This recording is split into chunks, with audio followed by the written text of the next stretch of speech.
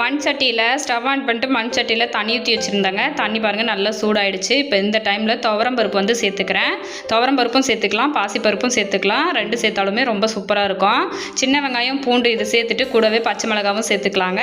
சேர்த்துட்டு ஒரு பெரிய சைஸ் தக்காளி 1 சேர்த்துக்கலாம்.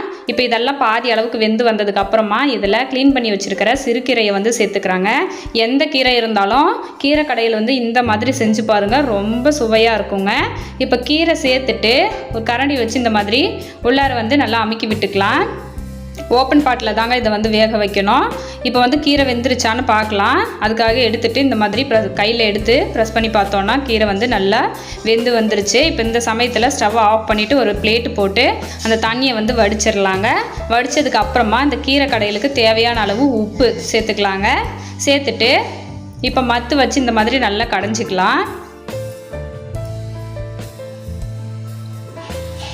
குழம்பு பார்த்திங்கன்னா நல்ல க்ரீனிஷாக சூப்பராக வந்திருக்குங்க. சுவையும் ரொம்ப அட்டகாசமாக இருக்கும்.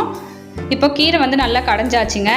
இப்போது கீரை குழம்பு தாளிக்கிறதுக்காக ஸ்டவ் ஆன் பண்ணிட்டு தாளிப்பு சட்டியில் எண்ணெய் ஊற்றி வச்சுருக்கேன். எண்ணெய் நல்லா சூடானதும் தாளிப்பு வடகம் சேர்த்துட்டு நல்லா பொரிய விட்டுட்டு இப்போ அதை வந்து குழம்புல சேர்த்துக்கலாம். சேர்த்துட்டு இப்போ அதை வந்து கலந்து விட்டுருலாங்க. நம்ம கீரை கடைகளுக்கு இந்த மாதிரி தாளிப்பு வடகம் சேர்த்து தாளிக்கும் பொழுது ரொம்ப டேஸ்ட்டாக இருக்கும், மணமாக இருக்குங்க.